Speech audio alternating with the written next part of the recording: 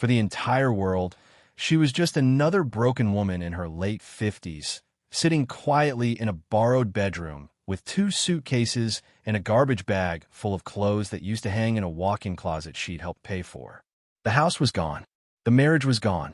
And somewhere along the way, without her even fully noticing, she had gone too, slowly erased by years of shrinking herself to fit inside someone else's version of a life. Miriam Elise Calloway had not lost a battle. She had survived a war she never agreed to fight, and the man who had declared it had walked away with the deed, the furniture, and a smug handshake from a judge who barely looked up from his paperwork. But what Preston Wade did not know, what nobody who looked at her sitting in that borrowed bedroom could possibly imagine, was that Miriam had not come to the end of her story. She had come to the beginning of a completely different one. And it started with a key she hadn't touched in 11 years, a locked cabin deep in the Tennessee mountains, and a letter her grandmother had asked her to open only when she had nothing left to lose. Before we jump back in, tell us where you're tuning in from, and if this story touches you, make sure you're subscribed, because tomorrow I've saved something extra special for you. If you have ever signed papers that felt like signing away a piece of your soul, if you have ever watched someone walk away with everything you built while the law called it fair, if you have ever stood in the rubble of a life you no longer recognized and wondered whether anything of the real you still survived underneath all the damage, this story is for you. Subscribe now, because what Miriam found when she finally turned that key is going to make you believe that losing everything is not always the end. Sometimes it is the only door left unlocked. Welcome to She Found Her Way Home. This is the story of the woman who lost her house to an ex-husband, drove into the mountains with nothing but a suitcase and a grandmother's secret, and discovered that the life she was always meant to live had been waiting for her all along in a place no one else could ever find. Miriam Elise Calloway had turned 57 years old in October, alone in a Panera Bread because her best friend Joanna had forgotten and her sister Beth had called to say she was too busy with the kids. She'd sat at a corner table with a cup of coffee she didn't really want, watched strangers carry on around her, and felt something she hadn't allowed herself to feel in a very long time. Not sadness, not anger, just a terrible, hollow clarity. She was 57 years old, and she had no idea who she was anymore. It hadn't always been that way. There had been a version of Miriam before Preston, a version she could still catch glimpses of if she looked hard enough in the right lighting. That Miriam had been sharp and funny and direct in a way that made people either love her immediately or feel slightly unsettled. Never anything in between. She had grown up in Clover Hill, Tennessee, the younger of 2 daughters raised by a school librarian mother who collected ceramic owls and a father who worked the line at a textile plant and coached Little League on Saturdays.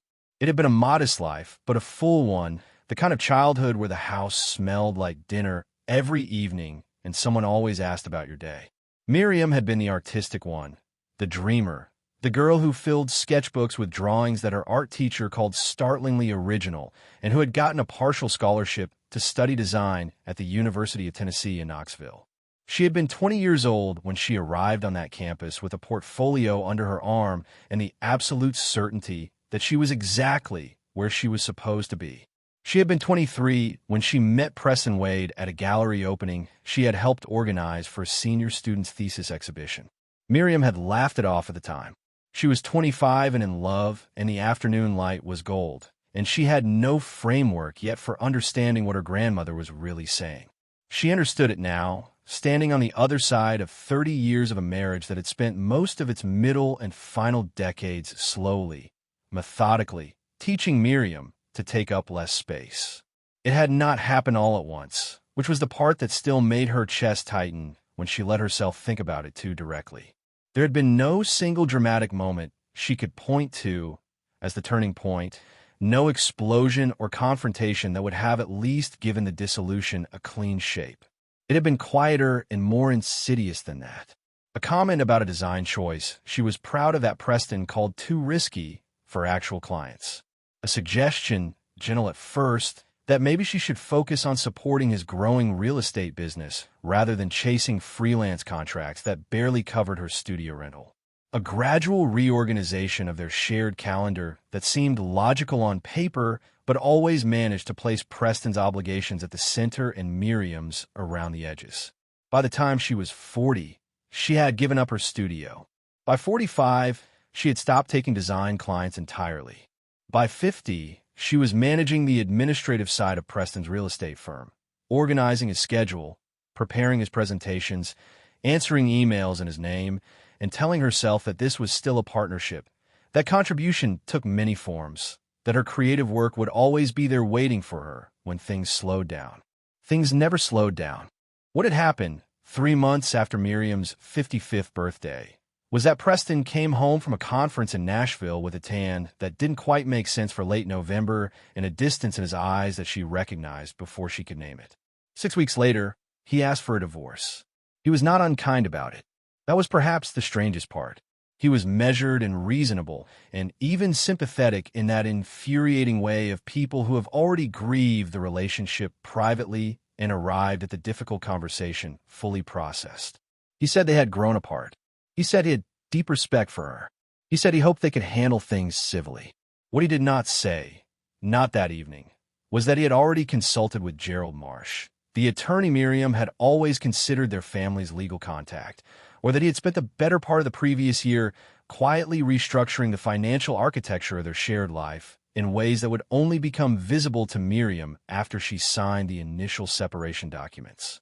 By the time she had her own legal counsel, a young attorney named Gerald Oakes, she found through a referral from Joanna, the landscape had already shifted in ways that were technically legal and practically devastating.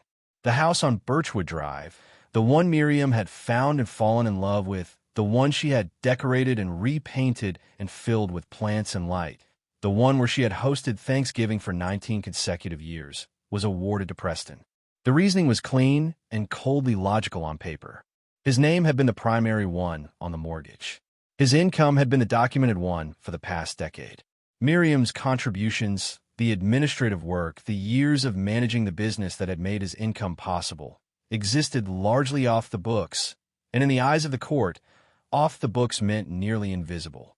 She had sat in Gerald Oakes' office on a gray Tuesday in February and listened to him explain the settlement terms with a calm she recognized as shock. She had nodded at the appropriate moments. She had signed where indicated. And then she had driven to Joanna's house, sat down on the couch, and stared at the wall for 45 minutes without saying a single word while Joanna made tea and didn't push her to speak because she had known Miriam long enough to understand when silence was the only honest response available. That had been 4 months ago.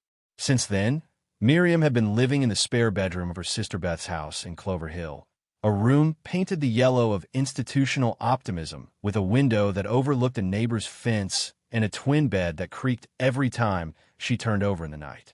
Beth was kind, and her husband was tolerant, and their 3 teenage children were mostly indifferent to Miriam's presence, which was in its own way a mercy.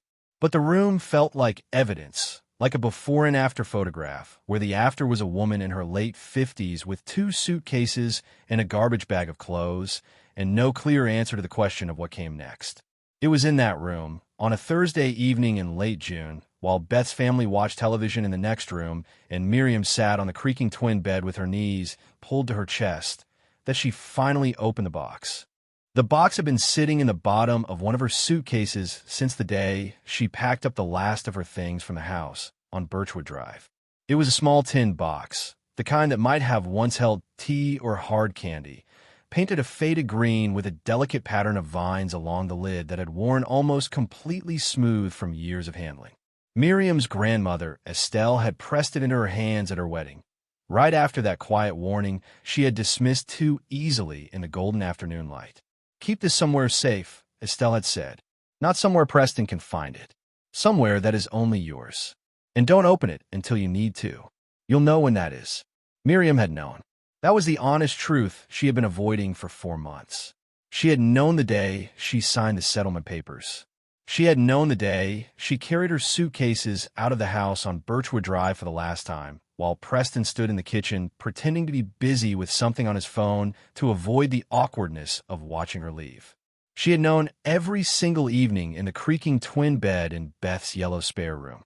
But knowing and being ready were two different things, and Miriam had needed the 4 months between signing and opening to grieve enough of the old life that she could receive whatever the new one was trying to tell her. She lifted the lid with hands that were steadier than she expected. Inside, nested in a square of folded fabric that smelled faintly of cedar and something floral she couldn't quite name, were 3 things. A small iron key, old enough that the metal had developed a deep charcoal patina along its length, heavy and solid in a way that made it feel significant. A folded piece of paper that turned out to be a property document, the ink faded but the text still fully legible, and a letter in her grandmother's handwriting. The large looping cursive Estelle had never bothered to modernize. Written on the pale blue stationery she had used for every important piece of correspondence Miriam could remember receiving from her throughout her entire life. Miriam picked up the letter first. "My Miriam," it began, without preamble or sentiment, because Estelle had never been a woman who wasted time arriving at the point. If you're reading this on your wedding day, put it back in the box and save it for later. If you're reading this because something has gone wrong and you needed to remember that you have somewhere to go, then listen carefully because I'm only going to say this once, and I need you to hear every word. You know the cabin. You spent summers there from the time you were 4 years old until you were 14 and decided you were too old for summer trips with your grandmother, which I forgave you for because 14 is difficult and I remembered what it felt like. You remember the porch and the creek and the way the light comes through the trees in the morning like it has somewhere specific to be. You remember the smell of it. I know you do because you told me once when you were about 8 years old that the cabin smelled like the best version of everything. And I wrote that down in my journal because it was the truest thing I'd ever heard a child say. Go there, Miriam. Go there and stay as long as you need. Go there and remember who you were before you started making yourself smaller to fit inside someone else's life. You were whole before you met that man. I know because I watched you grow into yourself with my own eyes. And what I saw was a woman of extraordinary capability and absolute stubbornness and so much creative life that it practically radiated off you when you were working on something you loved. That woman did not disappear. She got buried. There's a difference, and the cabin is a good place to start digging. All my love, always, your grandmother, Estelle. Miriam read the letter 3 times in a row without stopping. The first time her eyes blurred with tears so thick she had to blink repeatedly to keep the words in focus. The second time she read it out loud in a whisper, barely audible, as if hearing Estelle's words in her own voice might make them more real. The third time she read it in silence and felt something shift in her chest, quiet and tectonic, the way the ground settles after something long held in tension finally releases. She set the letter down and picked up the property document. Unicoi County, East Tennessee. A parcel of 5 acres with a single structure cabin, a seasonal creek running along the eastern boundary, and an access road off a county route she remembered with sudden and startling clarity. The way the gravel popped under car tires. The way the tree canopy closed overhead when you turned off the main road. The way you always knew you were almost there when you crossed the small wooden bridge over the narrowest part of the creek and smelled the particular combination of pine and mountain. Water that existed nowhere else on earth. She had not been back since she was 14 years old. 43 years. More than 3/4 of her entire life. And yet sitting on a creaking twin bed in her sister's yellow spare room, holding a faded property document and a key that was cold and solid in her palm, she could close her eyes and walk every room of that cabin from memory. The low ceilings, the stone fireplace, the narrow staircase to the sleeping loft, the porch that faced west so you could watch the sun go down over the ridge without leaving your chair. She set the document down carefully and held the key in both hands for a long time, feeling the weight of it, feeling the realness of it, feeling the impossibility and the absolute rightness of the fact that this small iron object had been sitting at the bottom of a suitcase through the entire collapse of her marriage, through the court dates and the settlement papers and the boxes and the borrowed bedroom, waiting with the patient certainty of something that had always known it would eventually be needed. Her grandmother had known 30 years before the ending that there might be an ending, had known Miriam well enough and had loved her carefully enough to prepare for it decades in advance, had tucked the door inside a tin box inside a piece of faded fabric and told her to save it for when she needed it. Miriam closed her fingers around the key and held on. Tomorrow morning, she decided, with the quiet certainty of someone who has finally located solid ground beneath all the wreckage, she would tell Beth she was going on a trip. She would not explain more than was necessary.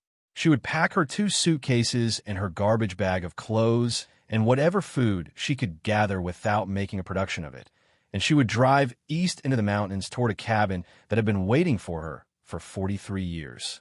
She didn't know what she would find when she got there. She didn't know if the roof still held, or if the water still ran, or if anything of the place she remembered from childhood had survived the 4 decades of her absence. She didn't know if she was brave enough, or strong enough, or capable enough to do what her grandmother was asking her to do. She was 57 years old with no home, no income, no clear plan, and a heart that still felt bruised in places she hadn't yet had the courage to press. But she had a key. She had a deed. She had a grandmother's voice in faded blue cursive telling her that the woman she used to be was not gone, only buried, and that the cabin in the mountains was a good place to start digging. For the first time in 4 months, Miriam Elise Calloway felt something other than hollowed out. It was small and fragile and not quite hope yet, but it was pointing in a direction. And for tonight, that was enough. Preparing and narrating this story took us a lot of time. So if you are enjoying it, subscribe to our channel. It means a lot to us. Now back to the story. To understand what Miriam lost in the divorce, you had to understand what she had built. Not the house itself, though the house mattered more than she had allowed herself to admit in the clean, rational language of settlement negotiations. Not the furniture or the appliances or the carefully chosen artwork she had sourced over decades from artists she believed in before anyone else did. What Miriam had lost was the accumulated physical evidence of a self she had slowly surrendered, room by room, year by year, until the house on Birchwood Drive was the last remaining proof that she had ever existed as a person with taste and vision and a specific way of moving through the world. She had found that house herself. Preston had been dismissive of it initially, calling it too old, too much work, too far from the commercial districts where his real estate connections were concentrated. Miriam had walked through it on a rainy Wednesday afternoon with a realtor who kept apologizing for the water stain on the dining room ceiling, and she had felt the particular stillness that comes when a space speaks directly to something in you that doesn't have a rational voice. The bones were extraordinary. Wide plank hardwood floors throughout. A kitchen with south-facing windows that would flood the room with afternoon light. A back garden that was overgrown and completely salvageable and had an old dogwood tree at its center that was already blooming pink despite the March cold. Preston had been proud of the house. She would give him that. He had shown it off at dinner parties and described the renovation to colleagues with a proprietary enthusiasm that increasingly used the word we in ways that smoothed over the specific reality of who had done what. We refinished those floors. We sourced that light fixture from an estate sale in Chattanooga. We basically rebuilt this place from the inside out. Miriam had smiled and refilled glasses and said nothing. Adding it to the long-running internal inventory, she kept to the small erasures she had agreed to absorb in the interest of domestic peace. The marriage had not been without genuine warmth, particularly in the early years. Preston could be generous and occasionally perceptive, and he had a dry humor that still surfaced sometimes in unguarded moments that reminded Miriam of the man she had married. But generosity and perception had always been contingent in ways she had not recognized until much later, deployed most reliably when Miriam was behaving in ways that aligned with what Preston needed from her, and withdrawn with a coolness that he would have described as distance, but that felt from the inside like punishment. She had raised the issue in the only serious conversation they had ever had about the structure of their marriage. A Sunday morning in their kitchen, when the children they had never managed to have would have been sitting at the table eating cereal, and the whole unbearable weight of that absence had pressed down on her without warning. She had told Preston that she felt invisible, that she felt like she had been slowly edited out of her own life. that she missed the version of herself that had existed before she had gradually reorganized every one of her own ambitions around the gravitational pull of his. Preston had listened with the expression he wore in difficult client meetings, patient and attentive and fundamentally unreachable. He had said he understood she felt that way. He had said he was sorry she was struggling. He had suggested she talk to someone, meaning a therapist, meaning the problem was a weather system inside Miriam, rather than a pattern that existed between them. She had gone to therapy. The therapist had been excellent and had helped her see the pattern with a clarity that was useful and devastating in equal measure. Preston had not gone to therapy. The pattern had continued. By the time he asked for the divorce, Miriam had been in therapy long enough to recognize that she had known it was coming for at least 3 years. That recognition did not make the conversation easier. It did not make the paperwork easier. It did not make the day she drove away from Birchwood Drive for the last time easier, watching the dogwood tree in the back garden disappear in her rearview mirror with the specific grief of someone losing something they built with their own hands and were not allowed to keep. Her attorney, Gerald Oakes, had been thorough and genuinely sympathetic and ultimately limited by the reality that in the eyes of the court, a decade of undocumented contribution was nearly impossible to quantify in a way that would significantly alter the outcome. The settlement she received was not nothing. There was a cash amount that would sustain her for approximately 2 years if she was careful, a small portion of a retirement account, and the personal property she had managed to document as exclusively hers. The house went to Preston. Most of what she had built inside it went with it. She had signed the final papers on a gray February Tuesday and driven directly to Joanna's house and sat on the couch in silence for 45 minutes while Joanna made tea and did not push or speak. Then she had driven to Beth's house in Clover Hill with 2 suitcases and a garbage bag of clothes, walked into the yellow spare room, sat down on the creaking twin bed, and begun the long, quiet work of figuring out who she was now that the last external structure of her previous life had been officially dissolved. For months later, she was still in that room, still doing that work, still carrying the tin box in the bottom of her suitcase unopened, until Thursday evening in late June, when she finally lifted the lid and found the key and the deed and her grandmother's letter waiting for her with the patient certainty of something that had always known it would be needed. Until the moment she closed her fingers around the cold iron key and felt for the first time in 4 months like she was holding something real, something that was only hers, something that no settlement agreement and no judge and no man who used the word we to describe work he had not done could ever touch.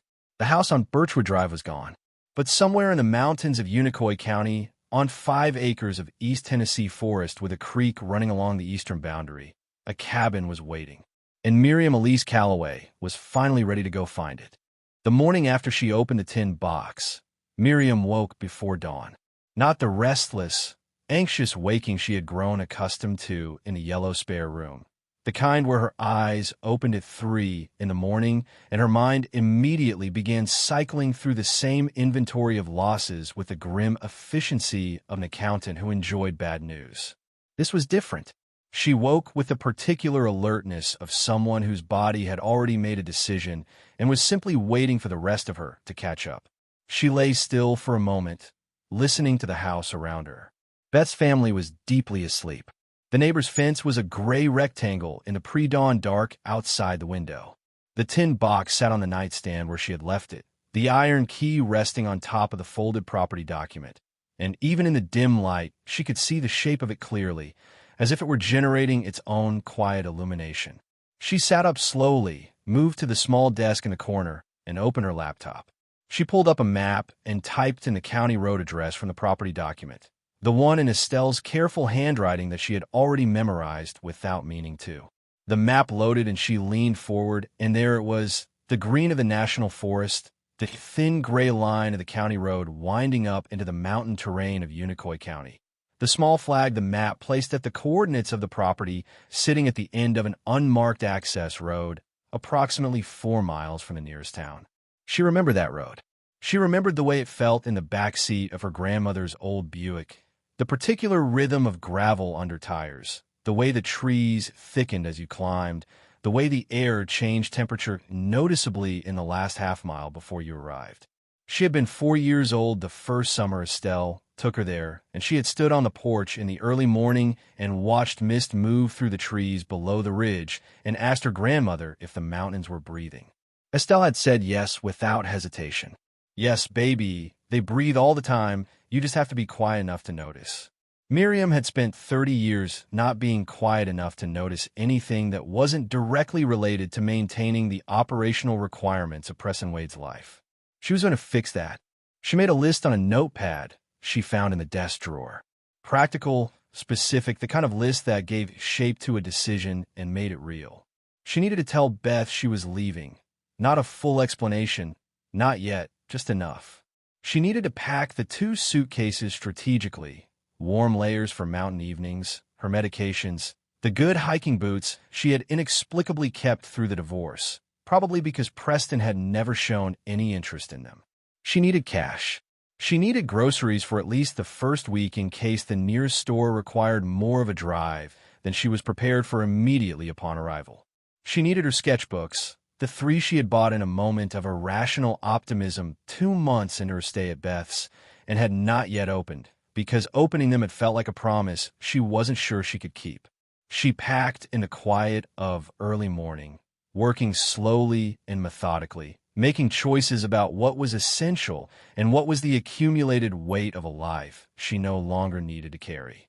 The garbage bag of overflow clothing she left in the corner. The books she had been meaning to read, she sorted and left a note for Beth to donate them. The small frame print she had brought from Birchwood Drive, she wrapped carefully in a sweater and placed at the top of the second suitcase because it was one of the few things she had chosen purely for herself. A painting by a young artist she had found at a street market in Knoxville the year before the marriage started feeling like a place she was trapped rather than a place she lived. At 6:30, she heard Beth moving in the kitchen and went down to find her making coffee with the automatic efficiency of a woman who had been feeding a family of 5 for 20 years. Beth looked at Miriam's face and then at the car keys in her hand and didn't say anything for a moment, which was one of the things Miriam loved most about her sister. Beth had always understood that some moments required coffee before they required words. She poured 2 cups and set one in front of Miriam and waited. "I'm leaving today," Miriam said. "I found out I own a piece of property. Grandma Estelle left it to me years ago, and I didn't know. I'm going there." Beth wrapped both hands around her cup and looked at Miriam with the careful attention of someone deciding how much to push. "Where is it?" she asked finally. "Mountains," Miriam said. "East Tennessee, Unicoi County." Beth was quiet for a moment. "Are you okay?" she asked, and the question carried the full weight of the 4 months between it and the real question underneath it, which was whether Miriam was okay in a larger sense. The sense that had nothing to do with the property in the mountains and everything to do with whether the person sitting across from her at this kitchen table was still the Miriam she had known her whole life or some diminished version of her that the divorce had left behind. Miriam pulled out of Beth's driveway at 7:45 on a Friday morning in late June, with the sun already warming the air and the tin box on the passenger seat beside her like a traveling companion. She did not cry when she left Clover Hill behind. She had done her crying in the yellow spare room over 4 long months, and she had nothing left for it now. What she felt instead as she drove east toward the mountains was something she had to work to identify at first, because it had been absent from her life for so long it had become unfamiliar. She turned it over carefully, examined it from different angles, and finally recognized it for what it was.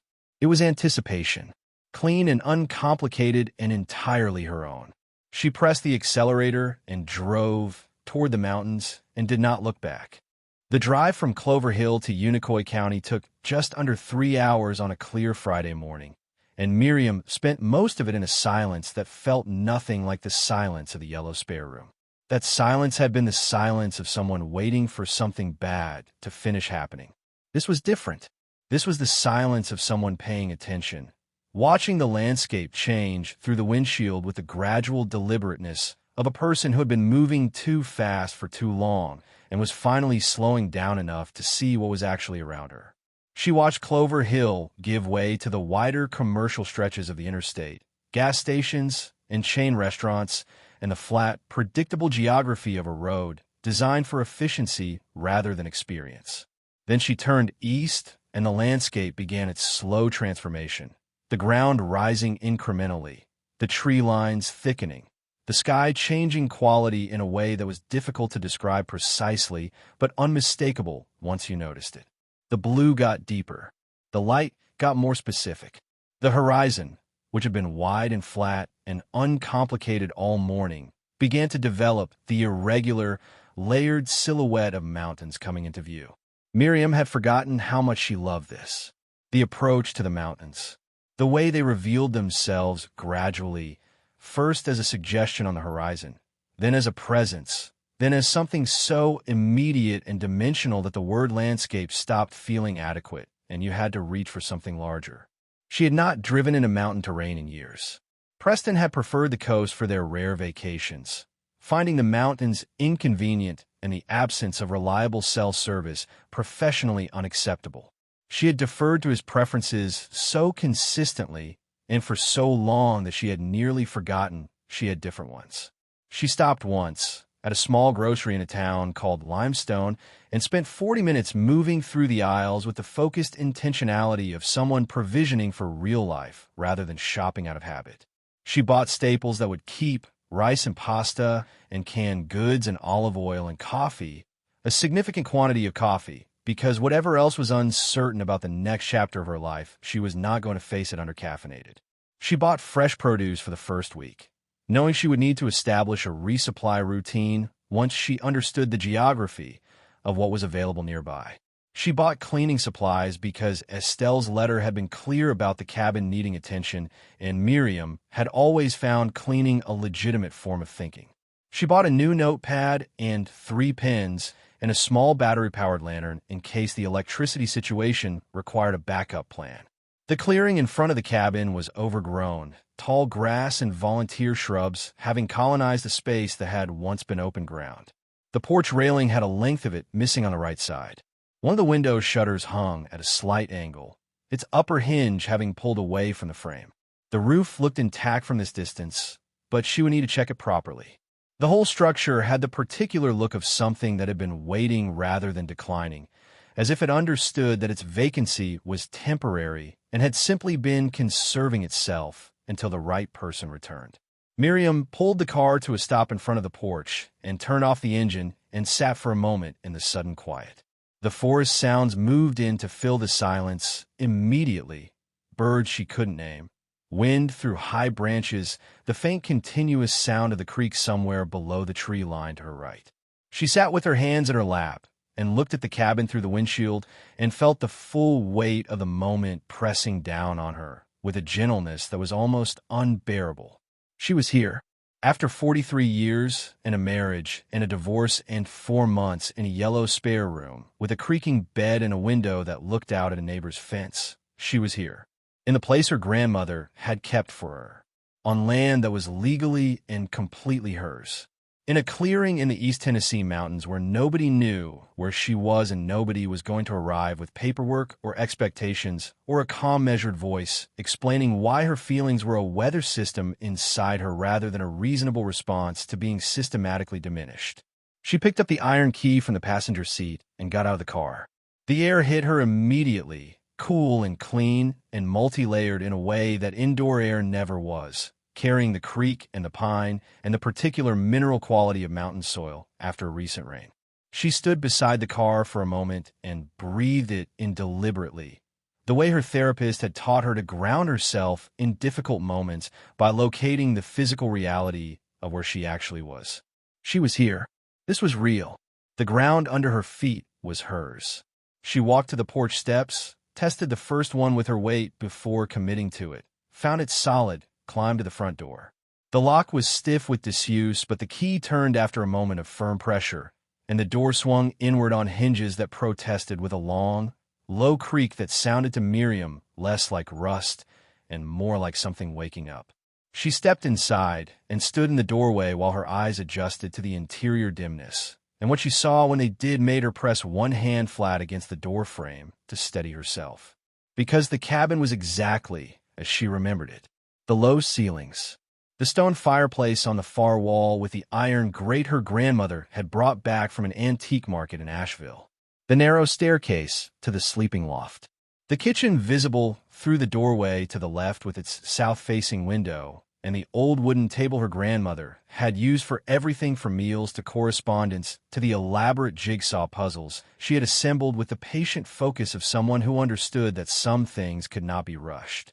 Miriam set the key on the table by the door and walked slowly into the center of the main room and stood there in the dusty, filtered light with her hand pressed to her sternum and cried, quietly and thoroughly, for everything she had lost and everything she had found and everything that was still entirely undecided, and let the mountains hold her while she did. Miriam gave herself exactly 1 hour to feel everything. She had learned in therapy that grief needed a container, a defined space where it could exist fully without consuming everything around it, and she had gotten good at building those containers over the past 2 years. She sat in the old wooden chair by the fireplace, the one with the curved back that her grandmother had always claimed was the most comfortable chair in Tennessee, and she let the full weight of everything move through her without trying to manage or redirect it. The marriage, the house, the decades of slow erasure, the divorce papers, the yellow spare room, the 43 years she had stayed away from the one place that had always been hers. She cried until she didn't need to anymore. Then she wiped her face with the back of her hand, stood up, and got to work. The cabin needed exactly what Estelle's letter had promised it would need, sustained physical attention from someone willing to move through it methodically and without sentiment. Miriam was both of those things. She opened every window first, working from the front of the cabin to the back, letting the mountain air move through the rooms in a cross breeze that lifted the dusty staleness of long closure and replaced it with the clean layered scent of pine and late morning and the particular freshness that existed only at elevation. The difference was immediate and significant. The cabin seemed to exhale. She found a folder Estelle had mentioned in the kitchen drawer to the left of the sink, exactly where the letter said it would be. Inside were maintenance records going back to 2008, a list of local contractors with notes in Estelle's handwriting about which ones were reliable and which ones charged fairly, utility account numbers with instructions for reactivating services, and a separate sheet with the name and phone number of a property manager in Irwin named Ray Sutton, whom Estelle described as honest and capable and not prone to overcomplicating simple problems. Miriam set the folder on the kitchen table and felt a fresh wave of something that was not quite grief and not quite gratitude, but lived in the territory between them. Her grandmother had thought of everything, had sat somewhere at some point and imagined Miriam arriving here alone and had tried to make sure she would not arrive without resources. The cleaning took 3 full days. Miriam worked in the slow, deliberate rhythm that her body imposed on her. Not the frustrated slowness of someone being held back, but the intentional slowness of someone relearning how to inhabit time without a schedule imposed from outside.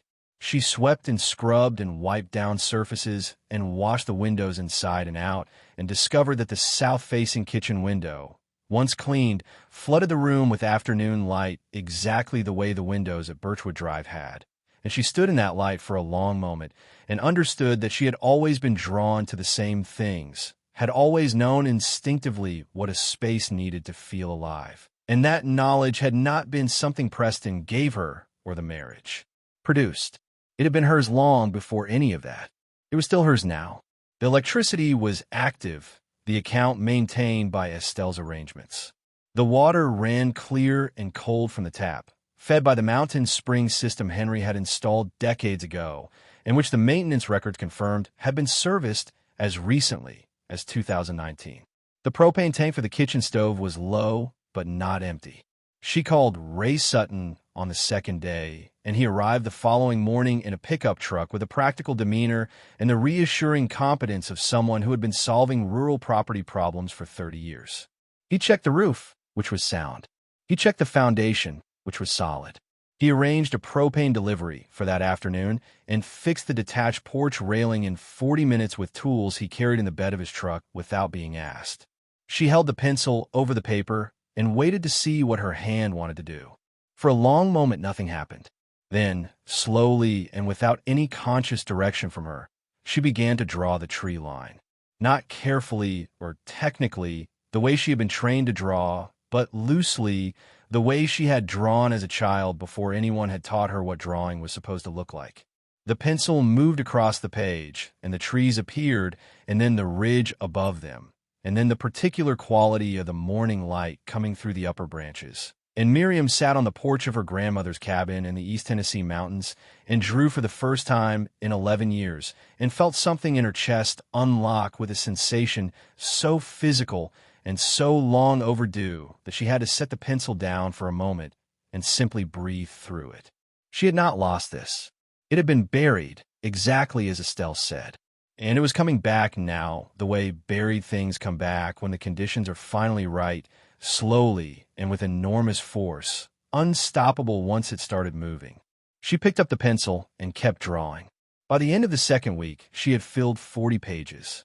Trees and creek stones, and the texture of the cabin's log walls, and the particular way the light moved across the kitchen table at different times of day, and the face she saw when she looked in the bathroom mirror, which she drew 3 times on 3 different mornings, and looked different each time. Less closed, less cautious, less like someone performing the act of being fine, and more like someone who was actually, incrementally, beginning to be. She was not healed. She understood that clearly and without self-deception. The loss of the marriage and the house and the decade of herself she had spent managing Preston's life were not things that resolved in 2 weeks in a mountain cabin, however restorative. But she was moving in a direction that felt true. She was doing work with her hands, physical work and creative work, and both of them were telling her the same thing, that she was still capable, that she was still here, that the woman Estelle had watched grow into herself with her own eyes, the one who had practically radiated creative life, had not gone anywhere permanent. She had just needed somewhere quiet enough to hear herself again. The knock came on a Tuesday morning 3 weeks after Miriam arrived, while she was on the porch with her second cup of coffee and her sketchbook open to a half-finished drawing of the creek stones she had walked down to photograph the previous afternoon. She had been expecting it, not with the dread she might have felt a month earlier, but with the calm awareness of someone who has done enough internal work to face the external one. She had left enough of a trail for Beth to eventually follow, not intentionally, but she had not been careful about concealing it either. She had called Beth twice from the cabin to confirm she was safe, and Beth, to her credit, had not pushed beyond the basic facts of Miriam's well-being on either call. But Beth had also been living with the information for 3 weeks, and Miriam knew her sister well enough to know that 3 weeks was approximately the outer limit of Beth's capacity to sit with unresolved concern without taking action. What she had not expected was Preston. She heard 2 car doors, not one, and looked up from her sketchbook to see Beth's silver sedan, and behind it, Preston's black company vehicle, which had always been too large for any practical purpose and had always seemed to Miriam to exist primarily as a statement about the kind of man its owner considered himself to be. She set her coffee cup down on the porch railing and closed her sketchbook and stood up slowly, feeling the particular settling that happens in the body when it shifts from one mode to another. She had been at rest. Now she was not, but she was also not afraid, which was new, and which she noted with quiet satisfaction. Beth came up the porch steps first, her face carrying the particular expression of someone who is simultaneously relieved and guilty about the relief, which told Miriam everything she needed to know about how this visit had been organized. Beth had told Preston, or Preston had pushed Beth until she told him. Either way, here he was, walking across her cleared and overgrown in his city, shoes across the grass of her clearing toward the porch of her cabin with the measured stride of man who considered his presence in any space a reasonable and expected occurrence. "Miriam," he said, stopping at the base of the porch steps. His voice carried the same tone she remembered from difficult conversations throughout their marriage, controlled and reasonable, and carrying underneath it the assumption that control and reasonableness were virtues he possessed and she was fortunate to be receiving. "You look well." She did not say thank you. She looked at Beth, who was standing slightly behind Preston with her arms crossed, and an expression that said, "I'm sorry," and I didn't know what else to do simultaneously. Miriam held her sister's eyes for a moment and then let it go, because Beth had always tried to fix things, and this was Beth trying to fix something, and Miriam could be angry about it, or she could deal with the situation in front of her. She chose the latter. "You should have called," Miriam said, addressing both of them but looking at Preston. "I tried calling," Preston said, moving to come up the steps. Miriam did not move aside. She stayed where she was, in the center of the porch, and the simple fact of not moving aside created a boundary that required no words to communicate. Preston stopped on the second step, which put him at eye level with her rather than above her, and she could see the slight recalibration in his expression, the minor adjustment of someone who had expected less resistance. "This isn't practical, Miriam," he said finally, gesturing at the cabin and the clearing and the mountains beyond it. "You can't seriously intend to stay here. What are you going to do up here alone?" "Live," Miriam said. The word came out with a simplicity and a finality that required nothing added to it. Preston looked at her again. She met his eyes without looking away and without the anxious monitoring she had spent 30 years doing, checking his expression for signs of displeasure, calibrating her own responses to minimize friction. She simply looked at him and waited, and what she saw in his face after a moment was something she had never seen there before directed at her. Not anger, not impatience, something closer to uncertainty. He did not know what to do with the version of her that was standing on this porch. She turned to Beth. "You're welcome to come in," she said. "I'll make coffee." Beth came up the steps immediately, touching Miriam's arm as she passed with a pressure that carried apology and love in equal measure. Miriam accepted both. Preston remained on the second step for a moment longer. Then he came up onto the porch and followed them inside. And Miriam let him in because he was no longer someone she feared, and because some conversations needed to happen in order to be finished, and because the cabin was hers, and she could choose who she let through the door. Miriam poured 3 cups of coffee and set them on the table and sat down. "No," she said simply. "You didn't." She accepted this without expanding it into something it wasn't. It was acknowledgement, not restitution. It did not give her back a decade or a house or the years she had spent making herself small. But it was real, and she had learned to value real things over comfortable fictions. When he left an hour later, driving back down the gravel road in his oversized vehicle, Miriam stood on the porch and watched him go and felt nothing dramatic. No triumph, no residual grief, just the clean quiet of a chapter that had finally, genuinely closed.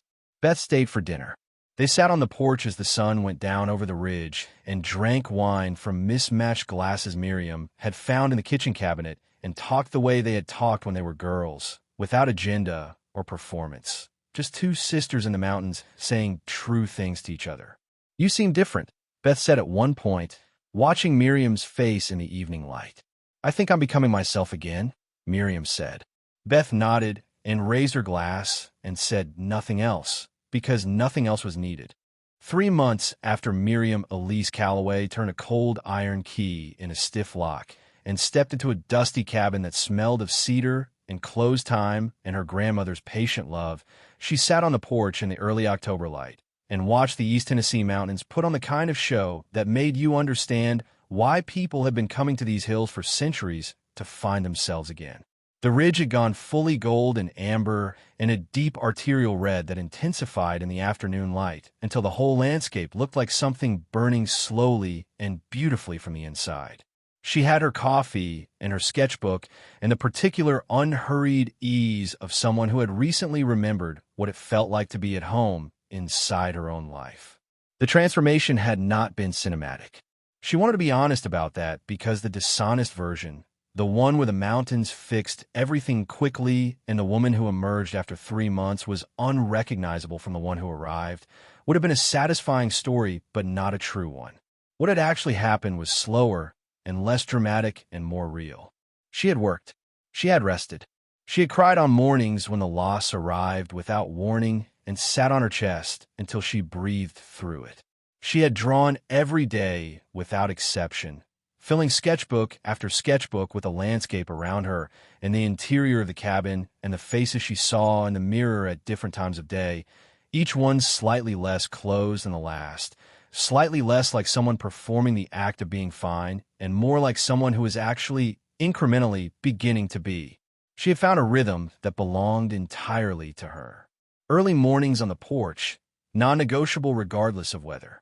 Physical work through the morning, the cabin and the property providing an endless supply of small, purposeful tasks. Creative work in the afternoons, the sketchbooks giving way in the sixth week to a series of paintings she began on large panels. The most honest work she had ever made, informed by the landscape, but reaching toward something more interior, more essential, more specifically and unapologetically hers. She had sent photographs of 3 paintings to a former colleague who ran a small gallery in Knoxville. The colleague had called within 2 hours and said, "Simply, when can I see the rest of them?" Miriam had sat on the porch steps with the phone, pressed her ear, and felt something open in her chest so completely that she had to wait a full minute before she trusted her voice enough to answer. She had a showing scheduled for February. It was not a solution to every practical question that remained. It was a door, and she had learned recently the extraordinary significance of doors. She had reconnected with herself in ways that extended beyond the creative work. She walked the property every morning, learning her 5 acres with the attention of someone who intended to know their land rather than simply occupy it.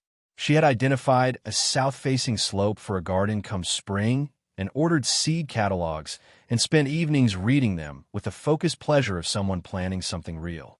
She had established herself in the community around Irwin with the gradual naturalness of someone who was not performing belonging, but simply being present consistently enough that it developed on its own. She was not lonely. That was perhaps the most surprising discovery of the 3 months. Solitude and loneliness were not the same thing, a distinction she had known intellectually for years and now understood in her body. Loneliness was what she had felt at dinner parties on Birchwood Drive, surrounded by people, but entirely absent in any way that mattered.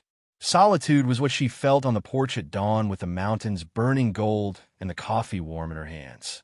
Solitude was full. Loneliness had been empty. She had spent 30 years confusing the two. On a Thursday evening in the 6th week, she had carried one of the finished paintings outside and propped it against the porch railing and stood back and looked at it in the last of the afternoon light. At its center, visible only if you looked carefully, was the shape of a door, slightly open, with light coming through it from the other side. She had not planned it. Her hand had put it there without consulting her rational mind, which was how she knew it was right. Her grandmother had given her a key. She had used it, and what she found on the other side was not just a cabin. It was herself. The version that had existed before marriage spent 30 years teaching her to take up less space. The version that had stood on this porch as a 4-year-old child and asked her grandmother if the mountains were breathing. That version had not been gone. She had been buried, and the mountains had been a good place to start digging, exactly as Estelle had promised. Miriam Elise Calloway was 57 years old, and she was just getting started. If this story moved something in you that needed moving, if you have ever handed over pieces of yourself one small compromise at a time until you looked up one day and barely recognized the life you were living, if you have ever needed someone to remind you that losing everything is not always the end, then this story was for you. Leave one word in the comments that describes what you would do if you found a key to a place that was entirely yours. Because Miriam's story proves that it is never too late to unlock the door. That what gets buried in us does not die. That the life we were always meant to live has a way of waiting for us with extraordinary patience in the places that have always known our name. Share this with someone who needs to hear that their story is not over, and that the key has been in their hands the whole time. Welcome to She Found Her Way Home. Up next, you've got 2 more standout stories right on your screen. If this one hit the mark, you won't want to pass these up. Just click and check them out. And don't forget to subscribe and turn on the notification bell so you don't miss any upload from us.